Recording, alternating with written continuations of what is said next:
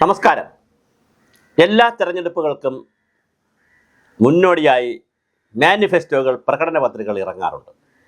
ഞാൻ ഇന്നലെ LDFിൻ്റെയും UDFിൻ്റെയും NDAയുടെയും പ്രകടന പത്രികകൾ വാങ്ങിയിരുന്നു, എനിക്ക് കിട്ടിയിരുന്നു. 3 പ്രകടന പത്രികയുടെയും ശരാശരി വിലയിരുത്തൽ ഞാൻ നടത്തിയിട്ടുണ്ട്. മൂന്നാമത്തെ പ്രകടന പത്രിക 2 എണ്ണം കഴിഞ്ഞു, അതെല്ലാവരും കാണണം. മൂന്നാമത്തെ പ്രകടന പത്രിക UDFിൻ്റേതാണ്.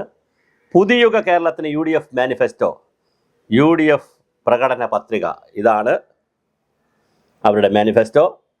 ബെന്നി ബെഹനാൻ MP, മറ്റ് 2 അതിലും ആരാണ് തയ്യാറാക്കിയെന്ന് വെച്ചിട്ടില്ല, അതുകൊണ്ടാണ് അവരെ പേര് പറയാത്തത്. ഇതിൽ ഇവിടെ ബെന്നി ബെഹനാൻ MP ചെയർമാനും, Kodikunnil Suresh MP, CP John, AM Shamsuddin, Mons Joseph, NK Premachandran, Anoop Jacob, Dean Kuriakose, JB Mather MP, G Devarajan, MN Rajan Babu, AN Rajan Babu, XMLA, Salim P Mathew, അങ്ങനെ 12 പേരടങ്ങുന്നത്. അതായത് ഘടകകക്ഷികൾ എല്ലാവർക്കും കൂടെ പ്രാതിനിധ്യമൊക്കെ കൊടുത്തുകൊണ്ടുള്ള ഒരു സമിതി ഉണ്ടാക്കിയിട്ട് ഒരു പൊളിറ്റിക്കൽ സമിതിയാണ്.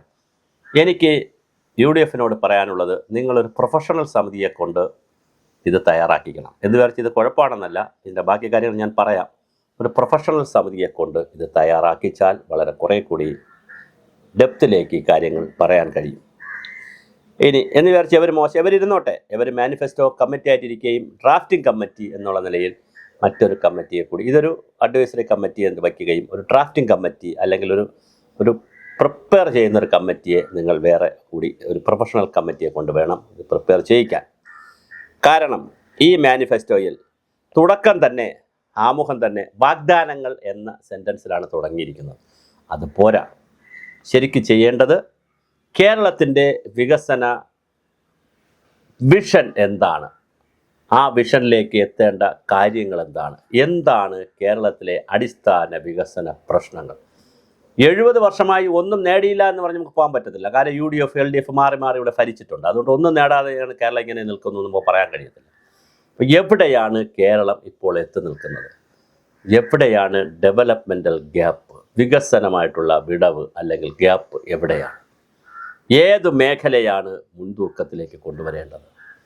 ഇവിടെ സാമൂഹ്യ സുരക്ഷ, തുല്യത, ക്ഷേമ പദ്ധതികൾ, ആരോഗ്യം, വിദ്യാഭ്യാസം, വ്യവസായം, തൊഴിൽ, ലഹരി, സ്ത്രീ ശാക്തീകരണം, ഭവന നിർമ്മാണം, കൃഷി, മലയോര ക്ഷേമം, വന്യജീവി, മത്സ്യബന്ധനം, ഇങ്ങനെ തുടങ്ങി പരിസ്ഥിതി, സ്പോർട്സ് എന്നൊക്കെ പറഞ്ഞ് 20 വിവര സാങ്കേതിക വിദ്യ, സ്റ്റാർട്ടപ്പുകൾ എന്ന് പറഞ്ഞ് 10-27 മേഖലകൾ, 27 അല്ല 39ഓളം മേഖലകൾ, കുടിവെള്ളം, മാലിന്യ നിർമ്മാർജ്ജനം, സാമ്പത്തിക വികസനം, വിലക്കയറ്റം, ശബരിമല വികസനം, യുവജനക്ഷേമം, സഹകരണം, പോലീസ്, KSRTC, നീതി നിർവഹണം, സംവരണം, മതസൗഹാർദ്ദം, തദ്ദേശ സ്വയംഭരണം, മദ്യനയം, ഇങ്ങനെയൊക്കെ പറഞ്ഞ് 39-43 ടൈറ്റിലുകളിലായി കൊണ്ടുവരികയും ഒരു ഉപസംഹാരം കൊണ്ടുവരികയും ചെയ്തിട്ടുണ്ട്. ഇത് പോരാ.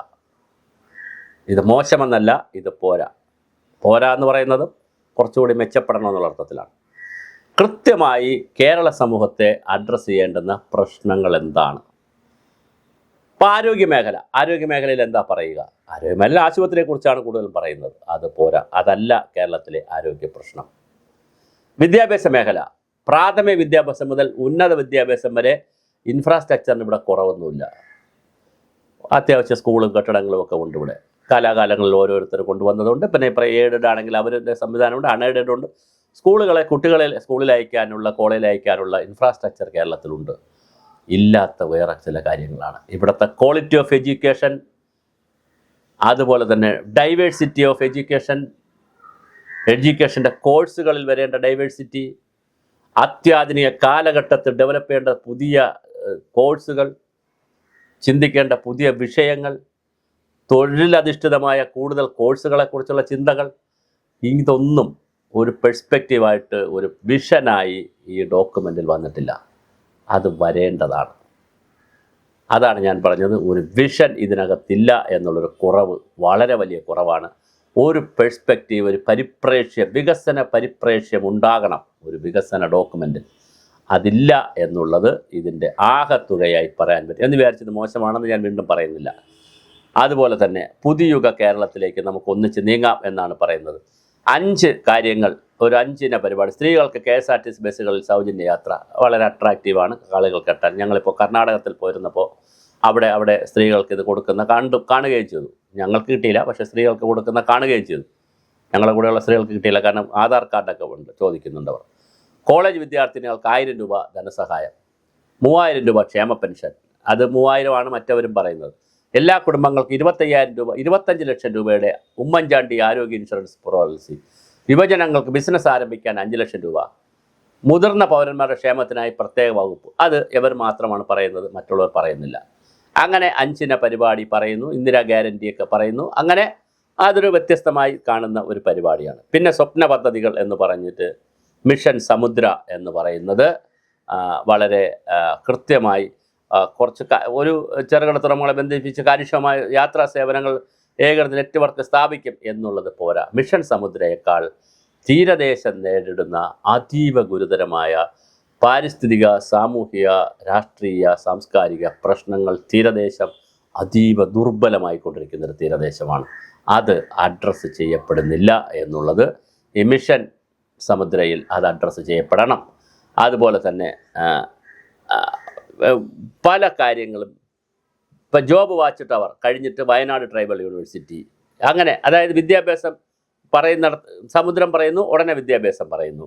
അതുപോലെ തന്നെ അങ്ങനെ ചില അലൈൻമെൻറ്റ് പ്രശ്നവും ഇതിനകത്തുണ്ട്. അത് പിന്നെ പരിഹരിക്കാവുന്നൊരു വിഷയമാണ്. അത് അതല്ല പ്രധാന വിഷയം. സാമൂഹ്യ സുരക്ഷയും തുല്യതയും, അതിനകത്ത് പെൻഷൻ കൊടുക്കുന്ന കാര്യങ്ങളും ഒക്കെ പറയുന്നു.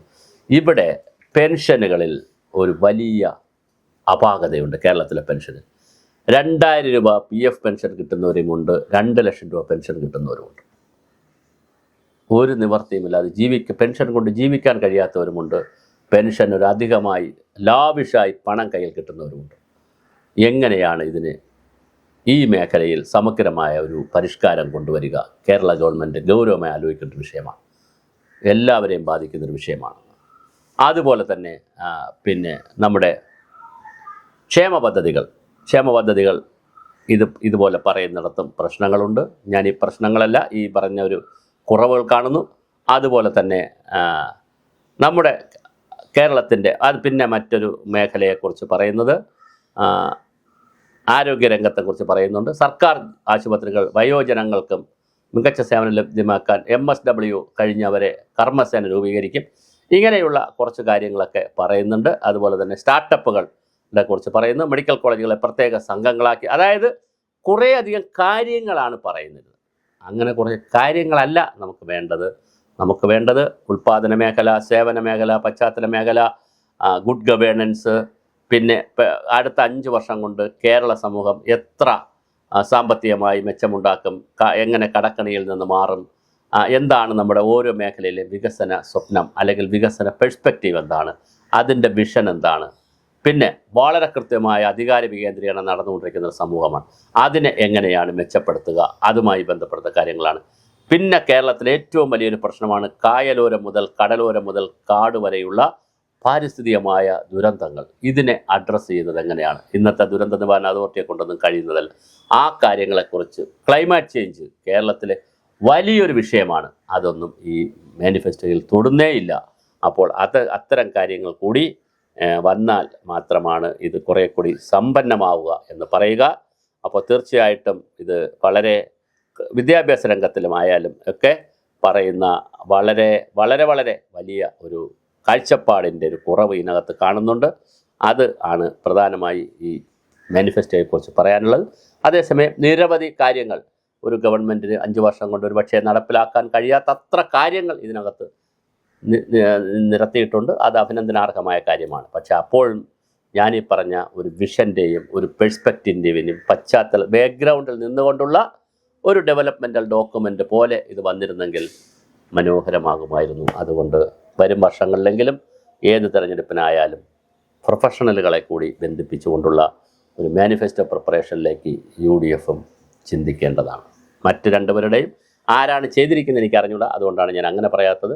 ഇതിൽ പൊളിറ്റിക്കൽ ലീഡർമാരുടെ പേരാണ് വെച്ചിരിക്കുന്നത്. അവരാരും മോശക്കാരല്ല, എല്ലാവരും കഴിവുള്ളവരാണ്. പക്ഷേ വേറൊരു ടീമിൻ്റെ കൂടി വർക്ക് ഇതിനകത്ത് വളരെ അത്യാവശ്യമാണ്. ചിലപ്പോൾ വർക്ക് എടുത്തിരിക്കാം, പേര് വയ്ക്കാത്തതാവാം. എന്തായാലും ഒരു ഡെവലപ്മെൻ്റൽ പെർസ്പെക്റ്റീവ് ആൻഡ് മിഷൻ്റെ പുറത്തല്ല ഈ ഡോക്യുമെൻ്റ് നിൽക്കുന്നതെന്നുള്ളതാണ് എൻ്റെ അന്തിമ വിലയിരുത്തൽ.